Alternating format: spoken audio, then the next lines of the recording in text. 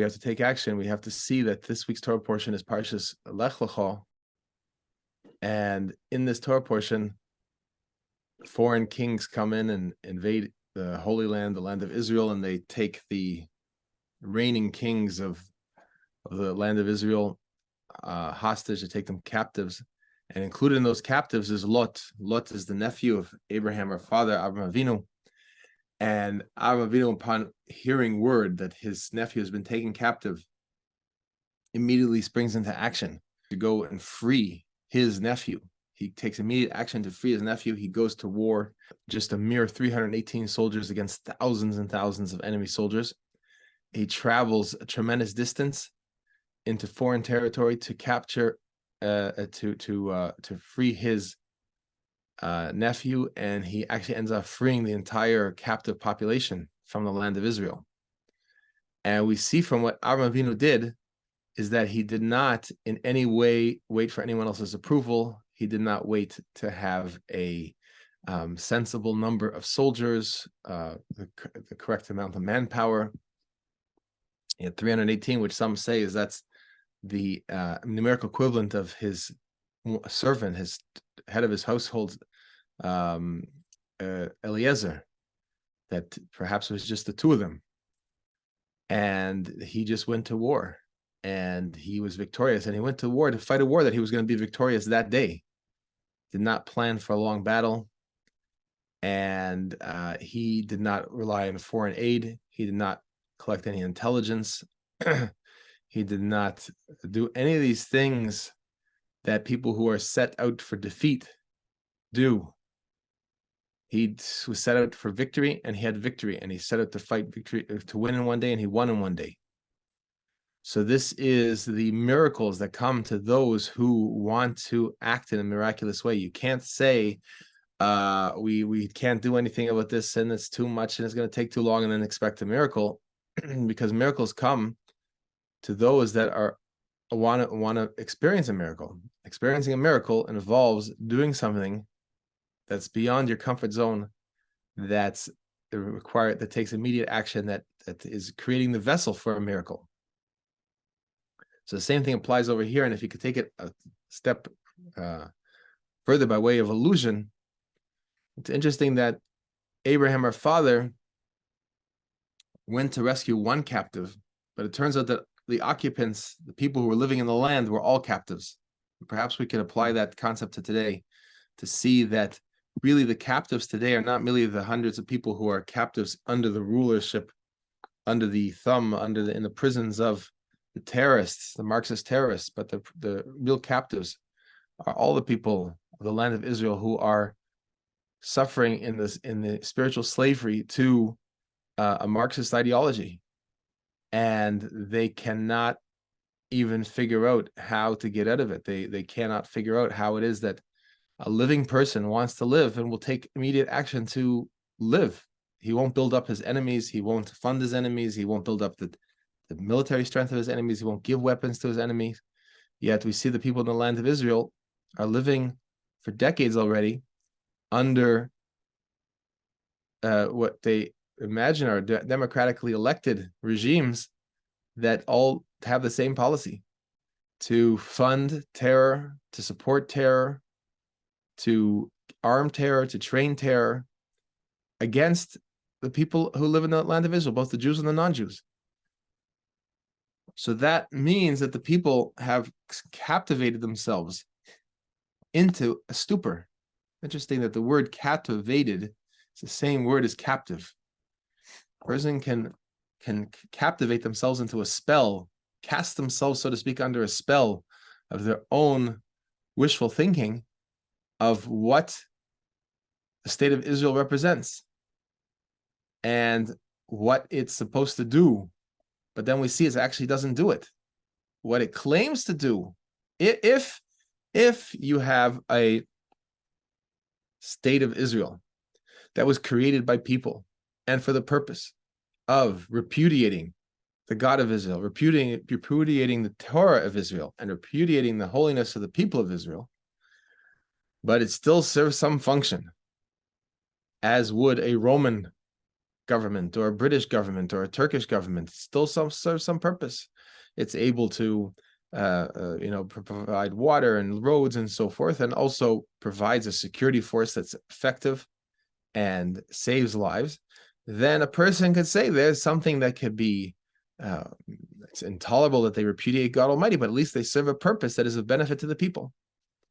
But when the state itself, as the Lubavitcher Rebbe said, makes war against God Almighty, makes war against the Holy Torah, and makes war against the people of Israel, then it serves no function.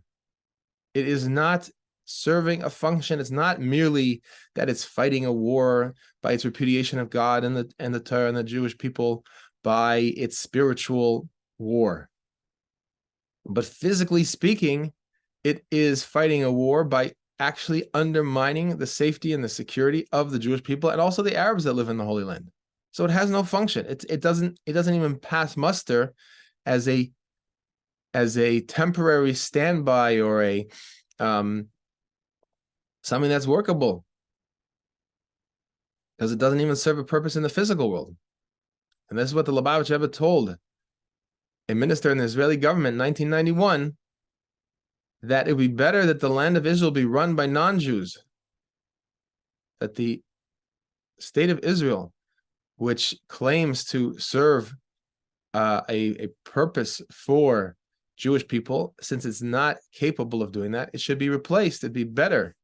The land of Israel be run by non-Jews. And there's two reasons for that. One is that the spiritual destruction and the captivation of the population that comes from having people that claim to be working on behalf of Jewish priorities puts the people into complete stupor, and they are willing to allow the government to do things that are completely against the interest of the people that live there and endanger the people that live there. So there's a tragic consequence of that when an act of warfare against God Almighty is carried out by a person who is a member of the children of Israel, that has a greater and more damaging spiritual effect than if it was a non-Jew doing the same thing. So on that basis alone, it would be better for the non-Jews to run the land of Israel, because if they did the exact same thing, endangered Jewish lives the same way, endangered Arab lives the same way, participated in the same funding of murder and terror, then it would be better that should be carried out by a non-Jew than carried out by a Jew. Shouldn't be carried out by anybody. But if you're given a choice, let it not come through the hands, the destruction and the war against the Jewish people, let it not come through the hands of a Jewish person. But there's other obvious reasons.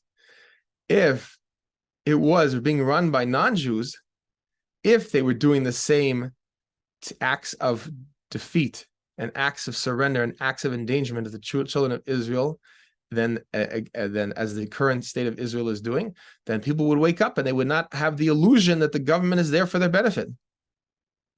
So that itself would be an advantage to wake up to the reality. And furthermore, there's a chance that the non-Jews running the land of Israel would have more common sense and be more willing to take actions, decisive actions, to protect the people living in the land of Israel, both the Jews and the non-Jews, be more willing to take action than the people currently running or in positions of responsibility in the land of Israel.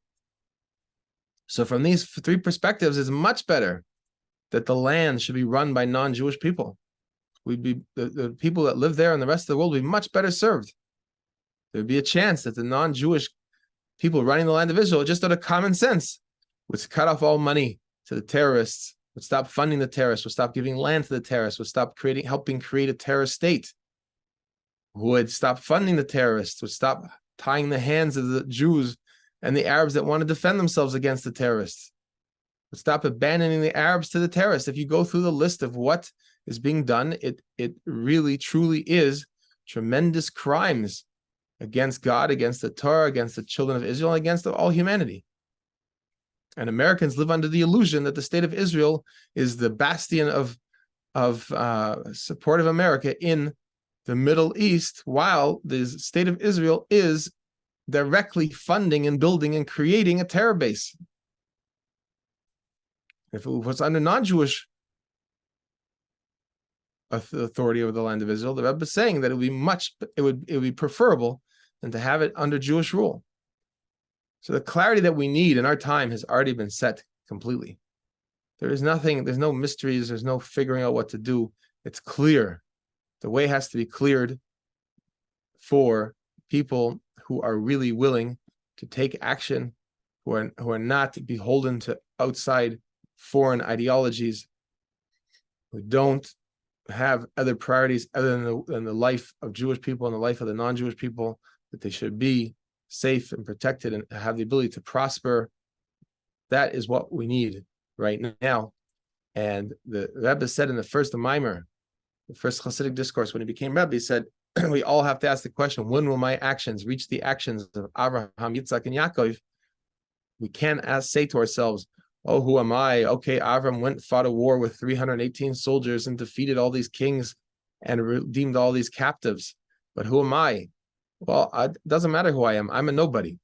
But my actions can reach the actions of Abraham, Isaac, and Jacob. That is self-evident. We don't have to be on an equal stature of Abraham, Isaac, and Jacob, but our actions have to match their actions, what they took then and what they would take now. And it's guaranteed that the actions of Abraham, Isaac, and Jacob would not be actions of inaction and actions of defeat and actions of cowering and actions of checking with the world and actions of letting funds, tens and hundreds of millions of dollars to flow to the terrorists and all these different terrible, terrible acts that are against the Sheva Mitzvahs B'nai Noach. One of the reasons that we are learning here Sheva Mitzvahs B'nai Noach is because the Jewish people also have to fulfill the Sheva Mitzvahs B'nai Noach. And if a Jew is involved in funding those who have as their sole purpose and their sole purpose and even an ancillary purpose, murder, that is a violation of the Sheva Mitzvahs B'nai Noach. So Jewish people have to observe them. It's forbidden, and American people have to observe them, meaning to say it's forbidden to send 1 penny to a terror organization, and our tax dollars are being used for that. We all have complicity in that. Busy checking this politician, that politician, all kinds of theatrics. At the end of the day, our money is funding terror. And the consequences are right in front of us. So we have to stop that.